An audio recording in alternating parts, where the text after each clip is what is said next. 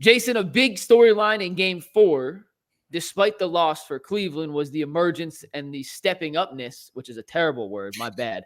But is Darius Garland and Max Strus kind of stepping up and doing things in Game 4 we hadn't seen them do previously, not just in this series, but in the entire postseason. Do you want to start with Strus or Garland? I'll give you a dealer's choice. Strus. Let's start with Strus, Jason. I got a video here of all Strus's threes, and I'm just going to let this play. Tell me if you notice any commonalities between Strus's 5 first-half threes. I'm just going to keep talking through this. You stop me. Man, I suck at this. You see my tweet earlier today? No, I didn't. So these are all 5 of his first-half threes. He started the game 5 for 5. He ended the game 5 for 9. This is a beautiful little out-of-bounds play the Cavs drew up, or I call it out of bounds. It was to start the second quarter, but a little screen the screener to get Strus open in the corner. But he was on fire early, opened up a ton of offense for the Cavs. Boston did a better job in the second half, negating some of these open looks. But all 5 of his threes, and really 4 of the 5 more than 5 of 5, but it's really 4.5. They're all catch and shoots. That is the correct answer, Jason. I'm going to play this again. We talked about this on the show before Game 2 and Game 3, how Strus has kind of been put in the corner as a standstill shooter this year for the Cavs and their pick-and-roll heavy offense. And when they are running sets for him on the weak side, he's really more of a decoy than a focal point of the offense. In Miami, they were running sets like you're watching right here to get him open, catch and shoot. In rhythm catch and shoots are Max Strus's bread and butter. And I haven't think the Cavs have done a good enough job throughout the course of this season, not just the playoffs, but the entire season, at utilizing what he does best as a scorer on the basketball court. And I'm not sure if it's because Donovan Mitchell wasn't playing last night. It's partly because the Cavs got out in transition and ran, but they did some things last night involving Max Strus and getting him going early that I hadn't seen yet. As a shooter, the first one goes in, it opens up the entire confidence wave, and he was clearly feeling it in the first half. That one he dribbled into, it wasn't a catch and shoot. It was a catch, one dribble pull. But Jason, I want to see more of this in Game 5 and hopefully Game 6 and 7, because this is the best version of Max Strus. And once Boston made the adjustments, Cleveland never counter-adjusted. They'll have a whole day and a half to figure out how to get him open again. But that was the best version of Max Strus, and I don't think it's a coincidence that 4.5 of the 5 threes he made in the first half all came off the stuff he did best in Miami before he made it to Cleveland. Oh, playing with Donovan should not prevent that from happening. I agree. Like, he should still be able to play that way even when Donovan's on the floor. I do think that we've talked about this quite a few times already, but I think it's worth repeating now because Donovan's out and you saw how well they played without him. When he's on the floor, it was like this way when LeBron was here. You have to do it. You do it LeBron's way, and LeBron's way is stand in the corner and wait for the ball, and he's going to deliver it to you, and you better make the shot.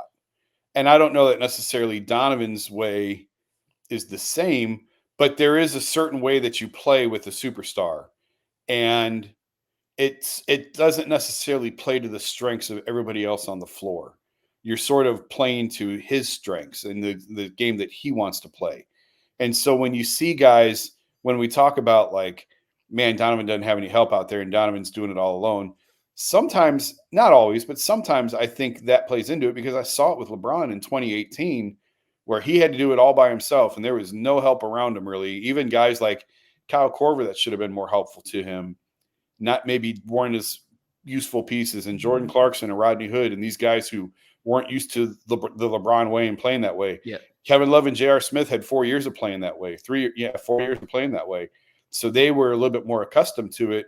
And Jay Crowder could not adjust to that style at all. Jay was terrible when he was here, and Jay's a very good NBA player. He just didn't fit playing alongside LeBron.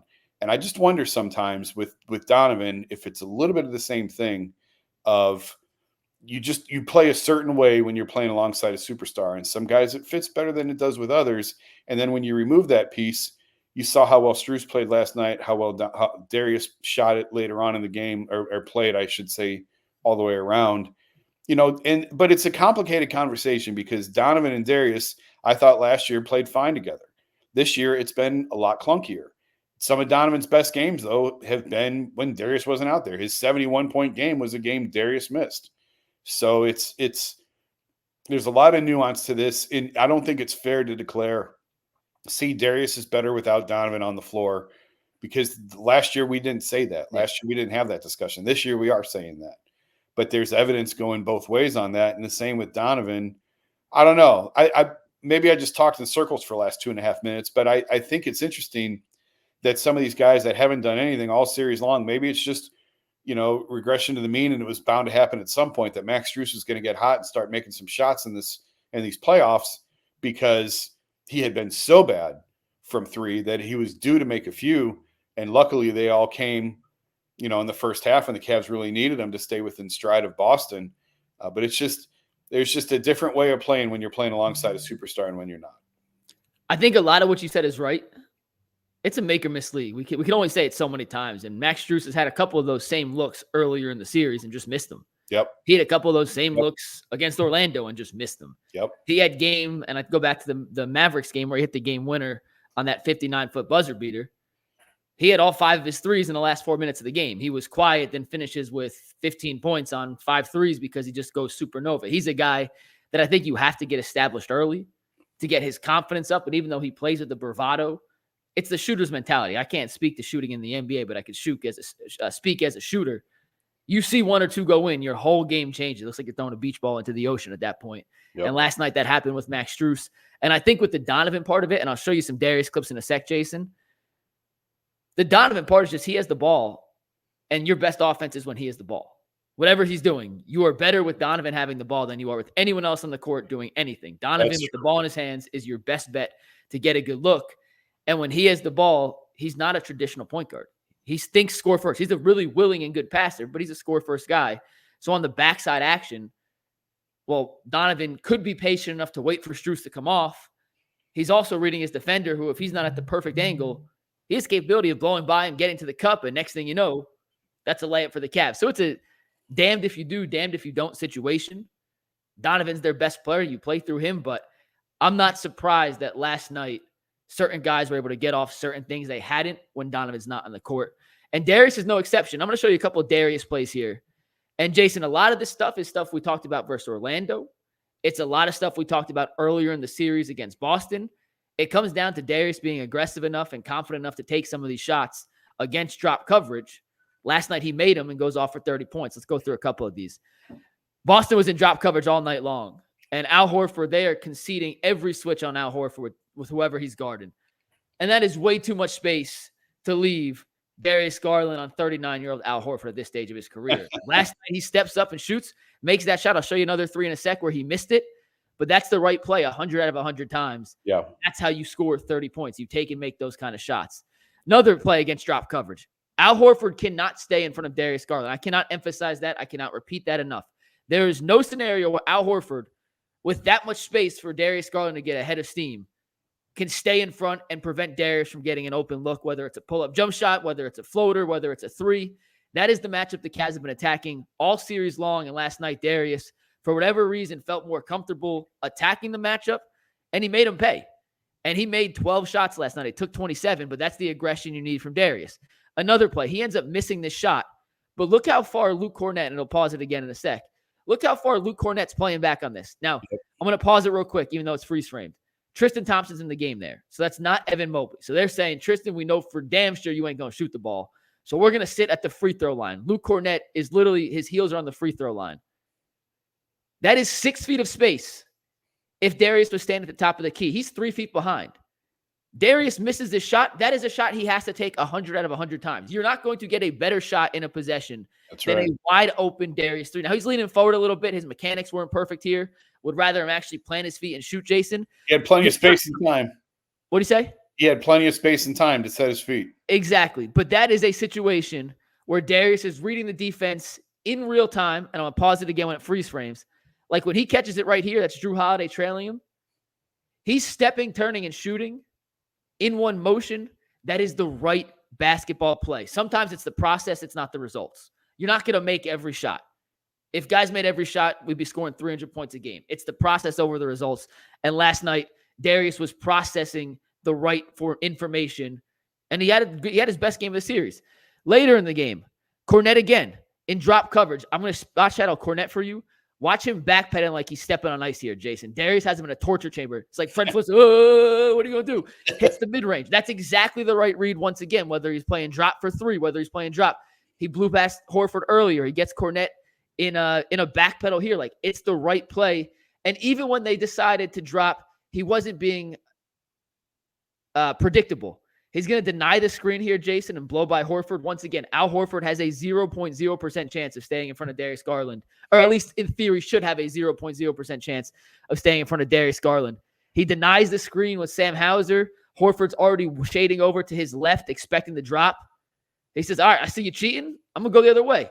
Darius has his flaws. He is inconsistent. You see this, and it drives you batshit crazy because you don't see it every night. But these are the little things in Darius Garland's game, Jason, that make you believe and remind you of who he was as a player before the inconsistencies this year. And we'll talk about Darius and his future with the team, with his fit with Donovan, plenty of time in the offseason. But last night when the Cavs needed it most, when they needed some guy to step up, it was Max Strus. Caris LeVert did a lot of similar things to Darius Garland. There was no point in showing you those clips too because it was all essentially the same thing in terms of attacking that drop coverage. But last night, the Cavs got the shots they wanted. They just down the stretch couldn't make as many of them as Boston did. And that's the difference in going shot for shot in the fourth quarter with DG, Evan Mobley, and Caris LeVert as opposed to Jason Tatum and Jaylen Brown.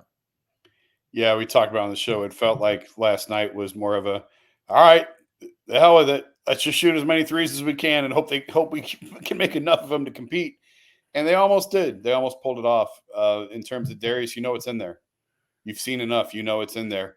And he was on the trajectory a couple years. He was on the U.S. select team. Yeah. Like that's best. That's no joke. That's the best of the best that play on the U.S. select team. And he just hasn't taken off career-wise like he looked like he was going to his first couple of years in the league. There's just too many knucklehead plays still from him where dribbling too much, jumping in the air with nowhere to go, the 8-second violation in the backcourt. There's just too much of that stuff for a guy who's been in the NBA for 5 years now. He's talented. Yeah. He's frustrating as hell. He is frustrating as hell. And the criticism he's taken this year, I think for the most part has been warranted. I understand he went through the injury. I know his grandma passed away. He had the season from hell on and off the court. But we get paid to analyze what you do on the court. And on the court this year, he did not live up to expectations. Yeah. But it's glimpses like we saw last night, Jason, that remind you. It's in there. The player is still in there. It's just a matter of, can this coaching staff get the most out of him on a night in, night out basis? And that remains to be seen long term.